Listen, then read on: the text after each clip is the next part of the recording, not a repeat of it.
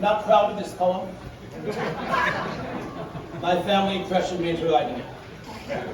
I wanted to be an orthopedic surgeon. They said, no, you're going to be a filthy poet like your father and his father before you. This poem is called The Hearthside Conversation. On a scale of 1 to 10, it is a firm 13.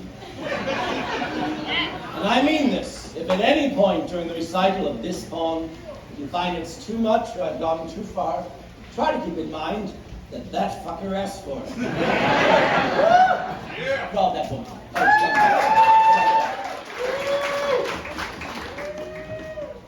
Where go you, my father? Good father, where now? You pace by the door and you furrow your brow.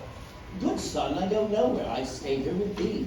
I thought I heard voices and got up to see. But father, sweet father, you smell of cologne. Your bodkin is washed and your mustache is combed.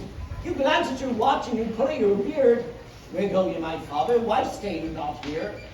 Wee daughter of mine, why speak you this way? I'll soon go to sleep, I've had a long day. I'm not going out, I stay here instead. Now, please, my good children, repair you to bed. Oh, husband of mine, where go you, my love? You saddled the horse and you put on your gloves. What business should take you away from our home? Tell us, dear husband, what bids thee to roam? God damn it to hell. If you must know the truth, I'm off to the whorehouse to pump me a few. I'm hard as a millstone, but what do you care? You've not flashed that yam hole in over a year. Ooh, it's quiet all of a sudden. You notice the horse and my gloves and my watch, but you don't seem to notice this bulge in my crotch. I suppose it's not worthy of mention from you. Well, screw it, I'm horny, and here's what I'll do. Are we all right? Are we all right? I'll grab me a...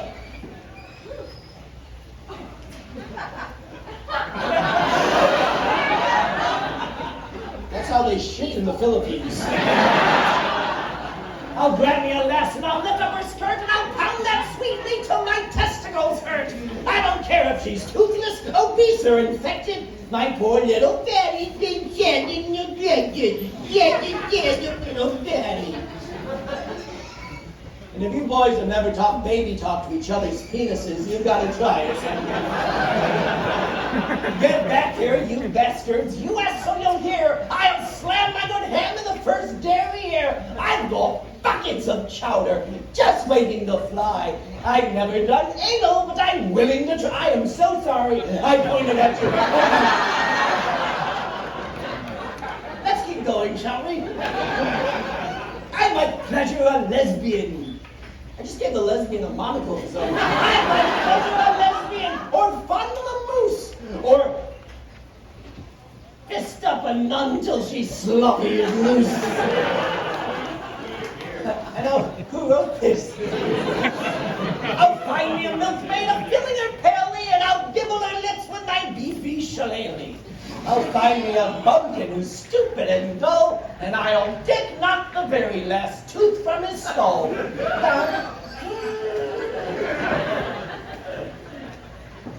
You know, I'd like to say something about poetry at this point. No, because that's what poetry does. It furnishes us with new imagery. And what is a new image but a new thought? I mean, really, how many of us have thought of dick knocking a tooth out before? Well, there it is, and now you have. And hasn't your world expanded just a little bit? And for those of you who have thought of dick knocking a tooth out, what has that image done for you? Well, it's told you that a poet from another time, another country, another culture has had the same thoughts as you have.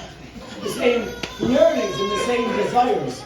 In other words, we've all been united in this poem. United in dick-knocking, perhaps, but united nonetheless. And for that I say, hurrah for poetry. Shall I continue? I might rim job a Quaker. I did a show in Pennsylvania, and that line fucking killed. I might rim job a Quaker or cream pie an oath. Oh.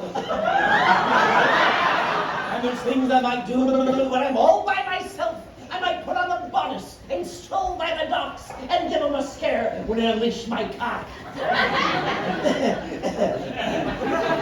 Until I get bored, I'll butter a midget. Tickle his wink hole. Better watch how he fidgets. I'm sick of this house. I'm sick of charades. I'm sick of Parcheesi. I want to get laid, so screw you. I'm leaving this mirthless gray hut. I shan't be back soon, so please, don't wait up.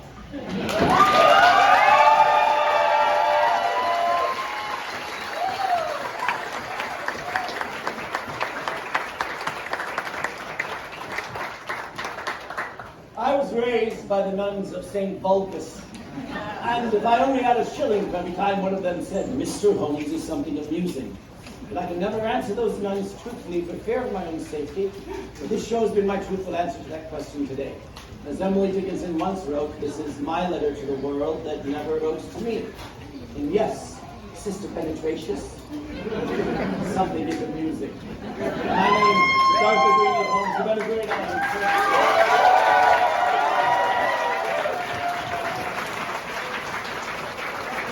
With this, come see me, I'm happy to sign anything. Aaron's in the back of the basket. And one last thing, do me a favor. Don't tell anyone about this show. I think I'm here with Christian balloon animals.